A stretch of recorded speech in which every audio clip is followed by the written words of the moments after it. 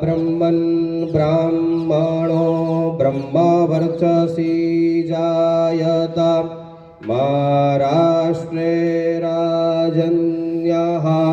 सूर इखप्योतिव्याधिमहारथो जायतान्दोग्धिर्धेनुर्वोढा नडवानासुः शक्तिः पुरन्दिर्योगाजिष्णुरथेष्ठाः सभेयो जुवास्य जजमानस्य वीरो जायतान्निकामे निकामेनः पर्जन्यो बरेखदु फलवत्यो न ओखदयाः पच्यन्ताञ्जोगक्षेमो